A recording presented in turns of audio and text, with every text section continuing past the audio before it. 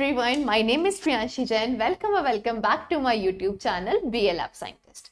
आज है हमारा एंटीजन का पार्ट सेकेंड। एंटीजन के पार्ट फर्स्ट में हम ऑलरेडी डिस्कस कर चुके हैं about the immunogenicity, antigenicity, different types of antigens, adjuvants and about the concept of epitope versus paratope. ये सारी चीजें हम ऑलरेडी डिटेल में with diagrams, with images, with concept, with theory, principles, हर तरीके से हम डिस्कस कर चुके हैं हमारे पार्ट फर्स्ट के अंदर, जिसका लिंक मैं आपको आई बटन में और डिस्क्रिप्शन बॉक्स में मेंशन कर दूंगी।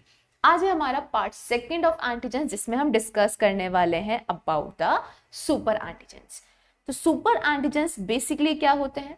सुपर एंटीजेंस को समझने से पहले, सुपर एंटीजन के कॉन्सेप्ट को समझने से पहले हम पहले नॉर्मल कॉन्सेप्ट को समझते हैं कि नॉर्मल एंटीजेंस का सुपर एंटीजन के नाम से हमें क्या समझ आ रहा है कि कुछ तो ये सुपर्ब कर रहा है हमारी बॉडी के अंदर आके।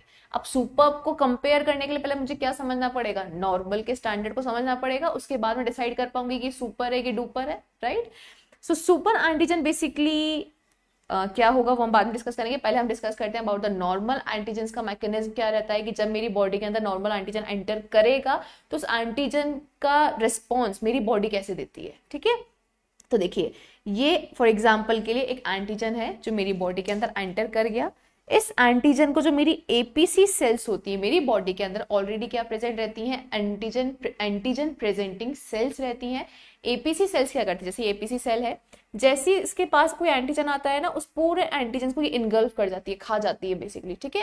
फिर उसको फेगोसाइटोस करती है, छोटे छोटे टुकड़ों के अंदर उसको तोड़ देती है, डिग्रेड कर देती है। फिर तोड़ने के बाद उसको एक मॉलिक्यूल पे रख के बाहर रिप्रेजेंट कर देती है, ठीक है? इस चीज को हम क्या बोलते हैं? इस प्रोसेस को हम क्या बोलते हैं? एंटीजन को प्रेजेंट करना। तो ये सेल क्या कर रहा है? एंटीजन को छोटे टुकड़ों में करके उसको प्रेजेंट कर देता है बाहर। तो इस सेल का नाम क्या है? Antigen presenting cell. तो एपीसी बेसिकली क्या करेगा? उस एंटीजन को छोटे छोटे टुकड़ों में इसने ब्रेक डाउन कर दिया ना यहाँ पर। उसके बाद ये एक मॉलिक्यूल होता है जिसको हम बोलते हैं एमएचसी मॉलिक्यूल। उस मॉलिक्यूल पे बाहर क्या कर देता है? रिप्रेजेंट कर देता है। अब एमएचसी मॉलिक्यूल पे उस एंटीजन को क्या कर दिया? बाहर रिप्रेजेंट कर दिया।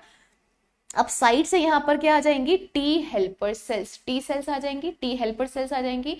टी हेल्पर सेल्स या उन टी सेल्स के ऊपर क्या रहते हैं? TCR, T cell. जैसे ये आपका एमएचसी मॉलिक्यूल था जिसपे क्या लगा हुआ है? एंटीजन। यहाँ से कौन आई? आपके टी सेल्स आई। उस टी सेल के ऊपर क्या लगा हुआ है? टीसीआर, टी सेल के रिसेप्टर्स। ये रिसेप्टर उस एंटीजन और उस एमएचसी वाले कॉम्प्लेक्स से क्या हो जाएंगे? बाइंड हो जाएंगे। इस बाइंडिंग की वजह से जो टी सेल्स है वो क्या हो जाएंगी? एक्टिवेट हो जाएंगी। एक्टिवेट होने के बाद वो क्या रिलीज करेंगे? टी सेल्स, ये हम ऑलरेडी डिस्कस कर चुके हैं। क्या रिलीज करेंगी? साइटोकाइन। साइटोकाइंस क्या होते हैं? बेसिकली ऐसे केमिकल्स होते हैं जो मैसेज लेके जाते हैं। अब देखो, सबसे पहले कौन था? एपीसी। उसने रिप्रेजेंट कर दिया एंटीजन को। किसको? टी सेल्स को। अब टी सेल्स को भी आगे हेल्प चाहिए, किसकी? बी सेल्स की। तो बी सेल्स की हेल्प लेने के लिए, उस तक ये मैसेज पहुंचाने के लिए टी सेल्स क्या रिलीज करती है? साइटोकाइंस। और ये साइटोकाइंस मैसेज लेके जाते हैं फिर बी सेल्स के पास, और बी सेल्स क्या हो जाती है? ये मैसेज मिलती है, बी सेल्स क्या हो जाती है? एक्टिवेट हो जाती है। फाइनली मुझे क्या बना के देती है? एंटीबॉडीज बना के देती है अगेंस्ट दिस पर्टिकुलर एंटीजन, ठीक है? ये था नॉर्मल मैकेनिज्म। अब सुपर एंटीजन के केस में क्या होता है? देखिए, इस डायग्राम से आपको अच्छे से समझ आ जाएगा। सुपर एंटीजन बेसिकली क्या करता है? ये मेरा, जैसे देखो डायग्राम के अंदर नजर आ रहा है आपको, ये मेरा एपीसी सेल है और नीचे मेरा यहाँ पे क्या है? ये टी सेल। ये मेरा एपीसी सेल, ये मेरा टी सेल। ये एपीसी सेल पे क्या लगे हैं? MHC molecule. और ये टी इस पे क्या लगे हैं? टीसीआर मॉलिक्यूल्स लगे हैं ना।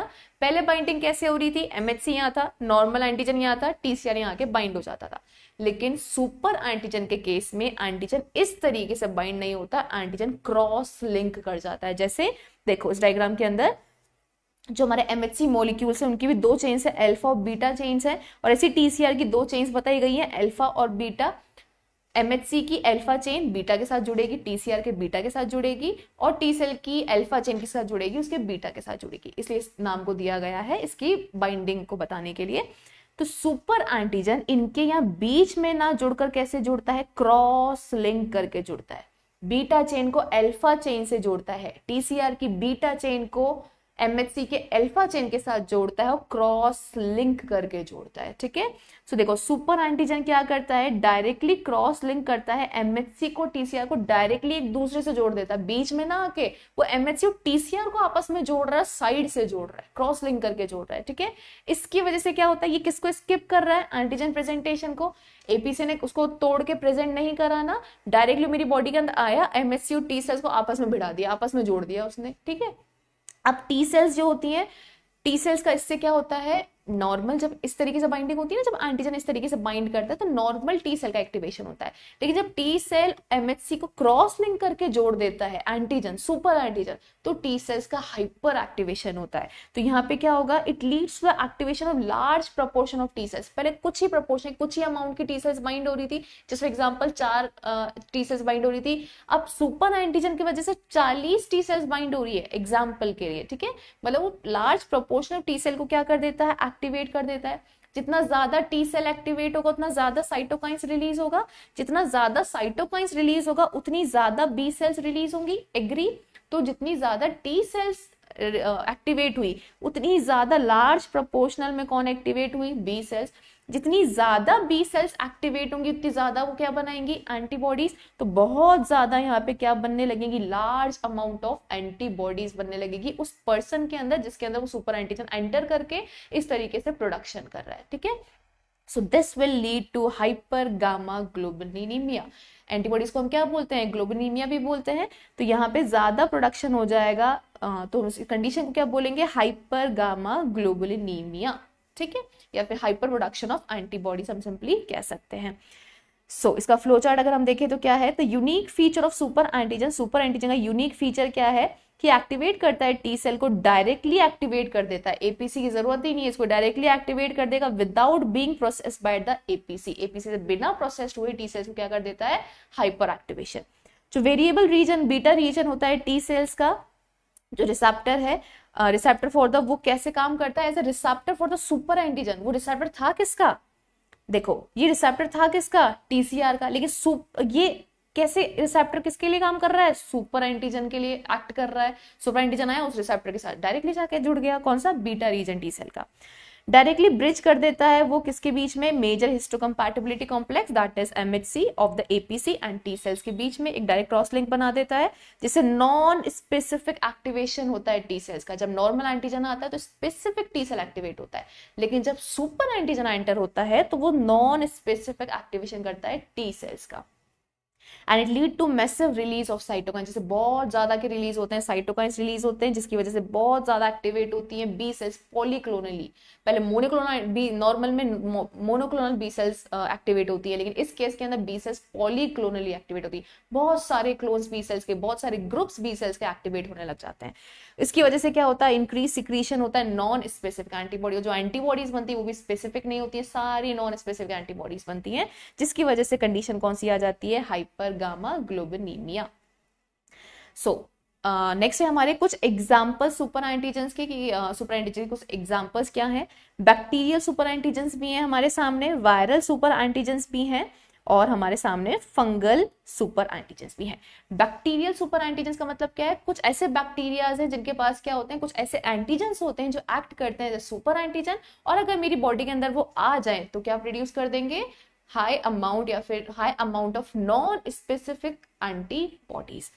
जैसे एग्जांपल बैक्टीरिया के एग्जांपल कौन से आपके, स्टेफाइलोकोकस टॉक्सिन, जिसके अंदर कौन कौन सुपर एंटीजेंस होते हैं, एक तो होता है हमारा TSST that is toxic shock syndrome toxin 1, उसके पास एक एक्सफोलिएटिव टॉक्सिन भी होता है और एक एंटेरोटॉक्सिन भी होते हैं। 3 एंटीजेंस होते हैं आपके स्टाइफिलोकोकस टॉक्सिन, स्टेफिलोकोकल बैक्टीरिया के पास, जो एक्ट करते हैं as a super antigen. Next है मेरा स्ट्रेप्टोकोकल टॉक्सिन, स्ट्रेप्टोकोकल जो बैक्टीरिया है मेरा, उसके पास कौन कौन से होंगे, स्ट्रेप्टोकोकल पायरोजेनिक एक्सोटॉक्सिन्स होते हैं जो एक्ट करते हैं as a super antigen. Third bacteria का एग्जांपल है आपका माइकोप्लाज्मा। फोर्थ है आपका Yersinia enterocolitica, Yersinia pseudo tuberculosis. So 5 examples हैं टोटल हमारे, जो 5 एग्जांपल्स हमारे बैक्टीरियाज के जिनके पास क्या होते हैं, सुपर एंटीजेंस होते हैं। और नेक्स्ट हमारे 4 एग्जांपल्स हैं वायरल सुपर एंटीजेंस के, मतलब वायरस भी हैं कुछ हमारे जिनके पास सुपर एंटीजेंस होते हैं। कौन कौन से वायरस हैं आपके, Ebstein Barr virus associated super antigens, cytomegalovirus, rabies and the HIV. इन चारों वायरसेस के पास क्या होते हैं, हमारे सुपर एंटीजेंस होते हैं. और फंगस के अंदर हमारा सिर्फ एक ही फंगस है जिसके पास सुपर एंटीजन होता है, वो होता है हमारा मलेजीजिया फरफर. So these are the examples of the microorganisms which have super antigens. So yeah, this is all about this video lecture. If you like this video, please like, share and subscribe to my YouTube channel. Thank you so much for watching.